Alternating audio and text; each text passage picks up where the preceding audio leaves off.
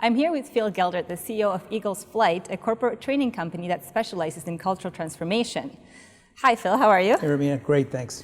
Thank you for joining me here today. We have a few questions about cultural change for you here today, because I feel like corporate culture is something that people talk so much about, but nobody really seems to understand how to actually affect real long-term change. So maybe for starters, you can just tell me a little bit about what are some of the big roadblocks that people seem to face when they're trying to make change within a company? I think, Romina, the first thing you have to be aware of is culture isn't some abstract thing that sort of exists within a company. Culture is really the sum of the behaviors of the people. So if you have an organization, if you're leading a company, you have a culture, but the culture is really the way people act. And when you add up the way people act in every circumstance, that makes up your culture. So if you then say, I think we need to change it some way, you need to change the behaviors of the people. That's the critical question. Now, a culture transformation doesn't have to be the whole company. Sometimes the company is great in every area except maybe customer service. And they say, okay, we really need to just fix that particular area. So again, culture transformation doesn't have to be this thing that affects everybody and everything they do. It could just be an area needing attention. So to your question about the major roadblock, the biggest hurdle is getting people to be willing to change their behavior.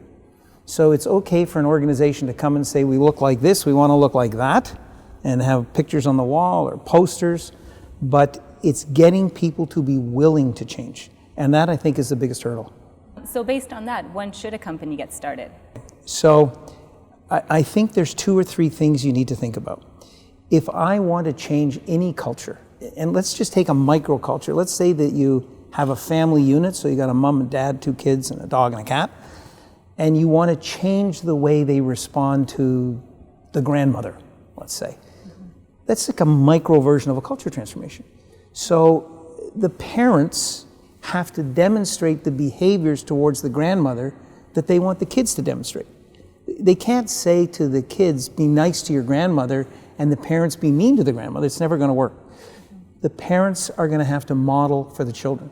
So similarly, in any organization, what the senior management does, what the leaders do, is the single most important thing to change that culture. They have to be models. They have to be examples. So that's the first thing that has to happen. And the second thing that has to happen is you then have to teach the people within the organization the new behaviors you want them to demonstrate. They don't just automatically know it. And often they look at senior people and go, wow, you guys are doing some great stuff, but how and why and what do you do? So firstly, you got to get senior people to model it.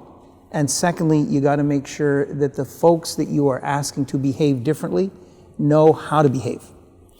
So those are the kind of the 2 major things that you need to do. The third, because I kind of said there's 2 or 3, those 2 are the big ones. Right. The third is make sure you sustain the effort.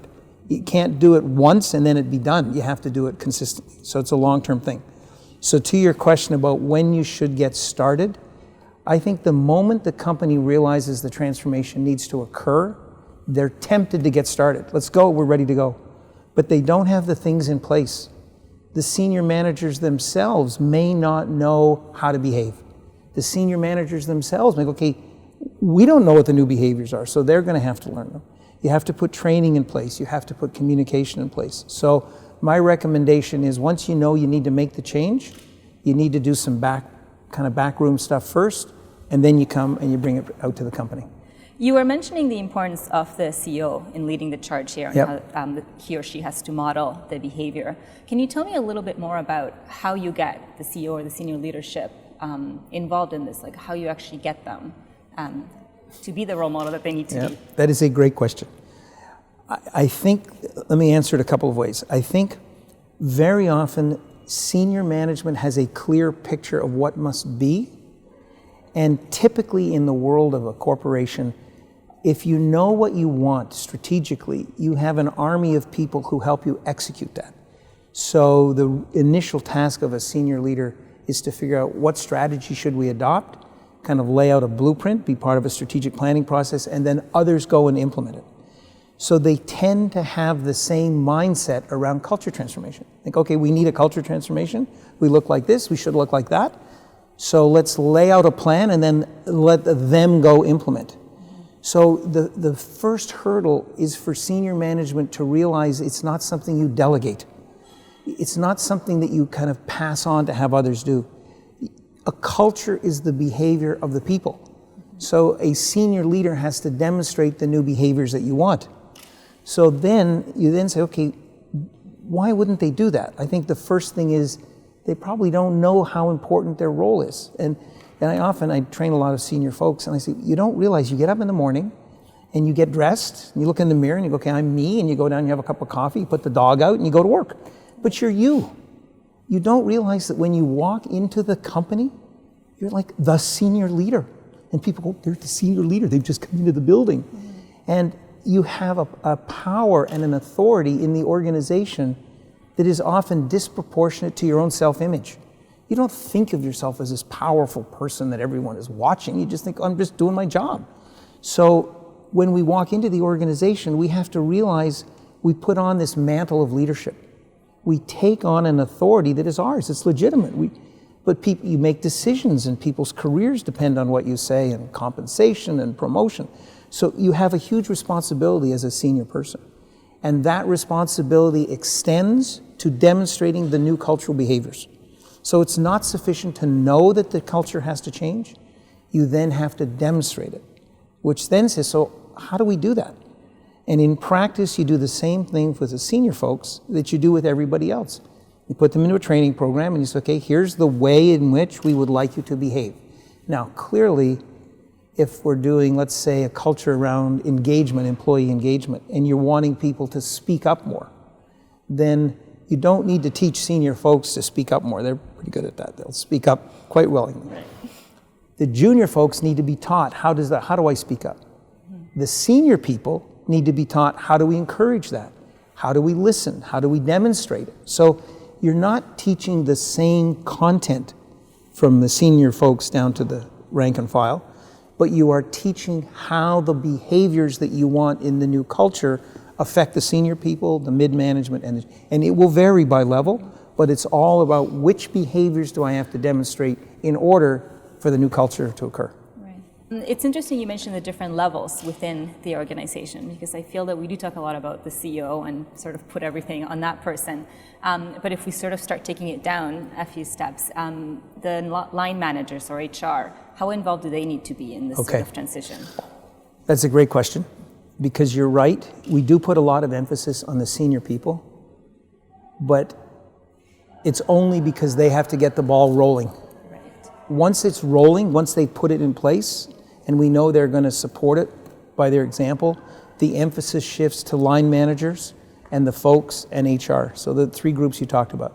So the line manager has to encourage the new behaviors that we're asking the people to demonstrate. So if I train an employee on how to behave that's consistent with the new culture around innovation or customers or engagement, and my manager does not support it and encourage it, I'm going to stop doing it.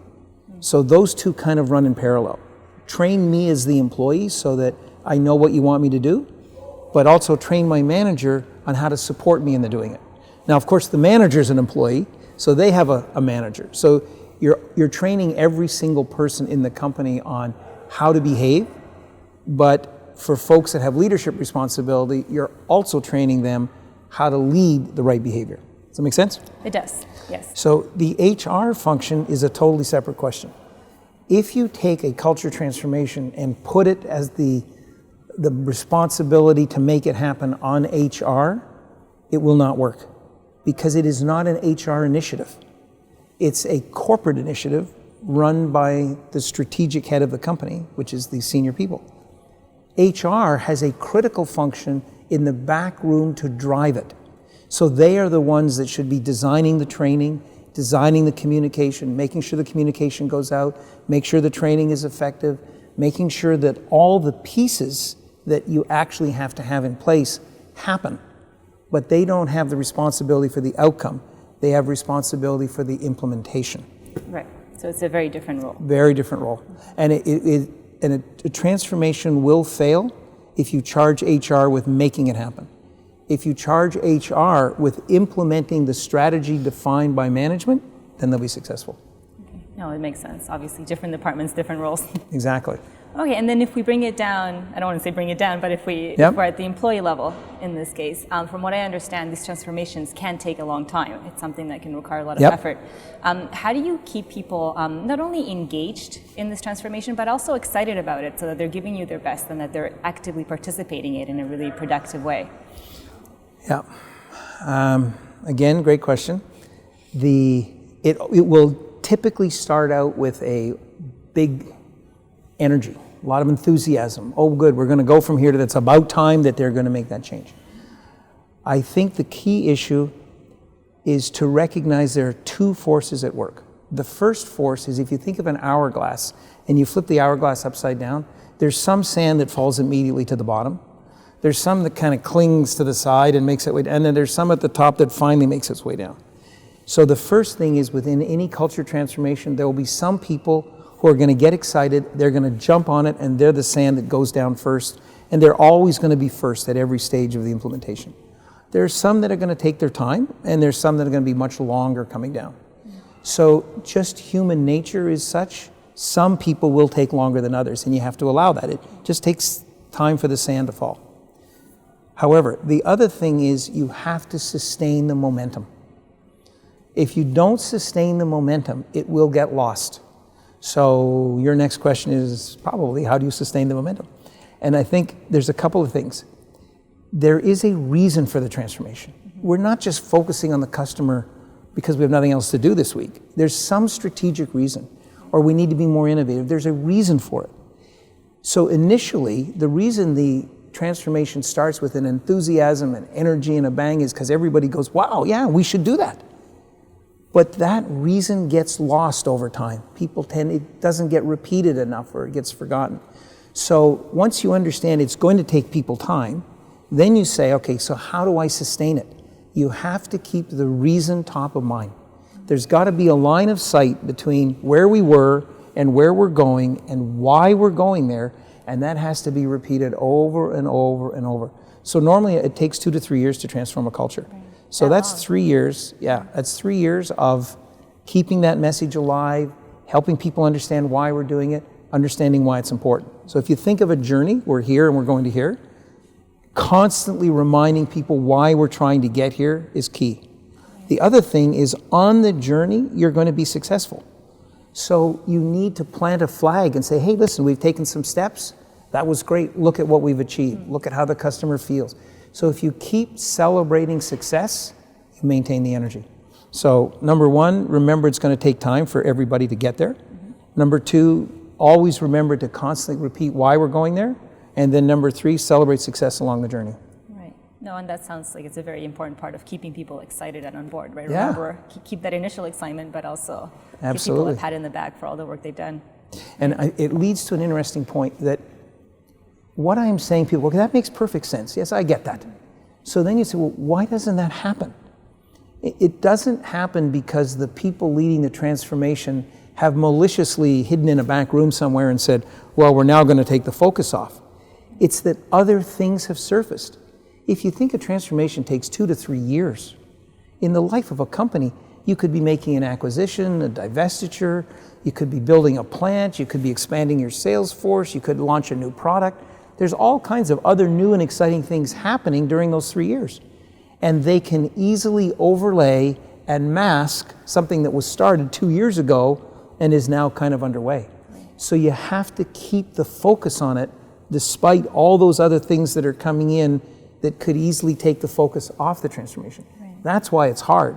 Not because it's hard to keep the focus on it, but because there are other things that are trying to divert the focus away from it. So you have to intentionally stay focused. Right.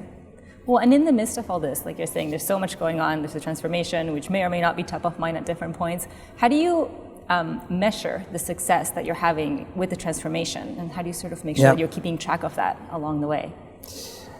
It depends on what you're trying to transform to. So if, for example, you're trying to transform a company from one type of product to another type of product, the measure is going to be the success of that product in the marketplace. So sales would be a measure of your success because I'm transforming from being this kind of a product company to this kind. If on the other hand, you're trying to improve your customer service, the measure is going to be what your customers say against you. If you're trying to transform into an innovation company or being more innovative, it's going to be the number of innovations that come forward and get launched.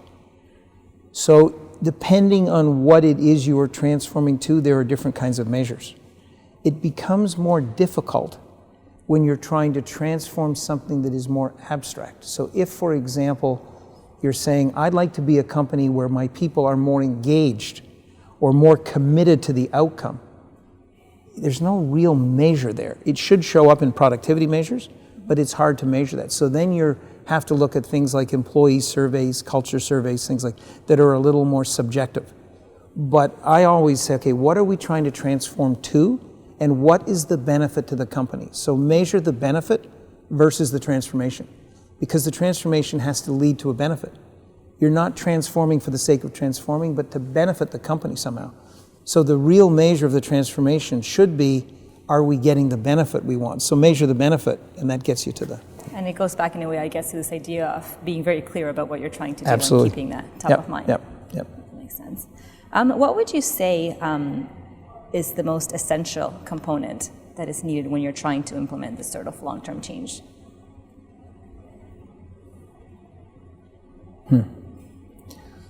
Well, I've talked about you got to have your leaders engaged. They've got to be model. Let me try to answer that differently. Okay. I think of three words that are necessary to change anything: model, coach, and require. So if you say to me, how do I do it? You could probably put it into those three words. The model word means I need to see examples of people living the new way. I need to see it from my peers. I need to see it from my boss. I needed to see it from my boss's boss. But we need people to demonstrate the behavior. So we are looking for models. So clearly senior management's got to model it. But if you're brilliant at it, then the organization should do a little article about, Romina's really good at this, and here's how she does it and why. So I say, okay, if what you want is what Romina's doing, then I get it. So I see a model. So that's the first one. Coach says, you got to help me. I'm never going to get it right the first time. When you try to transform a culture, people have a way of behaving now, and you want them to behave differently. Well, people don't just go, I know how to behave differently. You don't go from a not very good golfer to a brilliant golfer overnight. Right. You need help. You need coaching. You need teaching. You need training. You need reinforcement.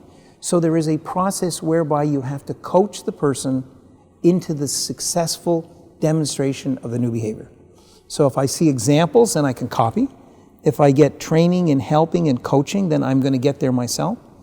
And the third word is require. And that is, this is a non-negotiable issue. It's not a choice for an employee to decide, should I or should I not be part of this new culture? The organization says this is a strategic imperative. We've got to get there. Well, therefore, you need to buy in. Now, you as a human being may say, well, I really don't like where they're going. Then you should exit. Go find a company that you're comfortable with. Go find a culture you're happy to work in. But if you choose to stay, then you need to adapt to where the organization is going. So there has to be that discipline around require. And some folks say to me, okay, so if someone absolutely refuses to adopt to the new, what do? I'd say let them go. Do everything you can to get them there, but if they determine that they will not, then this isn't an option. You got to say, okay, then we're going to part company. No, that makes sense. So model, coach, require, I think would be the way to capture it. Which makes sense. And perhaps this may be an opposite way of asking a similar question, but we're talking about what's essential. On the flip side, what are some of the biggest mistakes or the most common mistakes that you've seen companies or leaders do when they're trying to affect this change? Yep. I think they try to impose it versus be examples of it. I think they do small pockets, so they may not involve the union, they may not involve regional areas, they may be a global company, so they want a culture transformation across, but we'll just do some groups, or maybe we'll pilot it. When you pilot it, what you really say is, well, we're not really serious about this. Now, you may pilot whether the training works, but you can't pilot the culture transformation. So they sometimes don't involve everybody. I think that's a big mistake. I think they present it often as a program. This is the new program. This is a new initiative. And a culture transformation isn't a thing. It's a way of behaving. So you have to go in and say, this isn't a program. This is going to be a flavor of the month. This is a DNA exchange. We're shifting. We look like that. Now we're going to look like this. And I think the test for that is a true culture transformation has occurred when the folks who initiated it, if they were to leave, the transformation would remain. So I'm not simply doing it because some senior people somewhere said we now have to behave this way. I'm doing it because I now have a personal conviction it's the best thing for the company. And whether the senior people are here or not, this is our culture and we will behave this way. So I think keeping it from being a program and making it more of a long-term thing are key. So I think engaging people fully, training them, equipping them, those are the things which you have to do, and organizations often don't do it. They sometimes think, well, we can get a transformation by telling people. But that's not transformation, that's just knowledge transfer. Right? So again, they make the mistake of not training properly, of not equipping people, of not giving time for that sand to flow down the hourglass. So those would be some of the key things I think stand in the way. Right. Well, and it's interesting because it seems like there's so much involved in this, and there's so many places in which companies can go wrong if they don't have, I guess, the right coaching or the right direction. What would you say to companies who sort of want to give up about why it is so important to stick with the change once you've started it, even when it gets harder, when it gets long, or when you get lost a little bit along the way?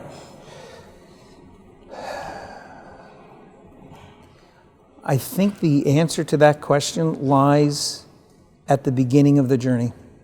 So if we work with an organization and talk about culture transformation, one of the things that we try to get them to understand up front is all the things that could derail it between now and the time that they actually see the impact. And how are they going to deal with that? If you launch off without thinking what could happen, when it happens, you have to deal with it and it could derail it. So for example, we're having a really good year. If next year we have a bad year and sales, we have a downturn in sales, but we're still planning to train the employees, are you going to keep up with the training? Training is an expense. Or are you going to put the training on hold because you're having a bad sales year? Well, let's have that discussion now. Because if I go to the company to say, you're going to be trained over the next 3 years how to demonstrate these new behaviors for the culture transformation, and then 12 months later, so by the way, the training is all stopped because we're having a bad sales year. People are going to go, okay, well then you weren't really serious about the transformation. Well, we know that's going to happen, so let's encounter that now. Because that means that either now I put aside the money for the 3 years, so I'm covered even if we do have a bad year, or I go to the organization saying, look, we are committed to this. Here are the 3 things that could derail it. And if these things happen, here's how we're going to respond. Don't misinterpret those as lack of commitment to the transformation. It's just the realities of the marketplace. We maybe can't afford everything. We maybe have to delay it a bit. But if we deal with those things up front, then the employees understand that we are committed for the long term. So the real answer to the question is not so much what could derail it and what will we do when we get there, as much as it is asking yourself, when we get there on this journey, how will we handle it? Let's make those decisions now so we don't get derailed. And I guess, like you were mentioning, remembering that why you're doing it, the fact that this is important and that you have to stick with it, even in the face of potential adversity. Exactly. One last question I had for you, which perhaps is a fitting last question, but is there ever a point where you get to when the transformation is complete and you're done? Or do you always have to kind of check in on the culture? Well, there's 2 answers to that question. There's the answer everybody thinks and the answer which I think is probably the real answer. I think everybody thinks you are never done. That culture transformation is something which never ends. I don't think that's the real answer. I think that culture transformation does come to an end, but I'm going to put a little asterisk there. Because if you go back to what I said earlier, A transformation is the people behave one way and now they behave this way. Well, if you can get the folks of the organization behaving in the this way consistently, we're done. Because now they behave that way. So we are done. Right. The asterisk is you have turnover. You have new people. You have new situations. You have new things happening in the company. So I think you will need to do things to sustain the culture. But the transformation has occurred. But once it's occurred, I think you now need a different set of behaviors, a different set of things to sustain it, so that people know how to live the new culture as the world changes around them. So to that end, yes, you get there, you're done, we're transformed, but we can't just put it on the shelf and forget it. We now have to think, okay, how do we sustain it? Which is why I think people sometimes say, well, you're never done. But you are actually done, but now you have to shift your focus from a having done it to a sustaining it. Okay. That makes a lot of sense. Well, thank you so much, Phil. You've You're welcome. given us a lot to think about. I All appreciate right. your time. Thanks, Romina.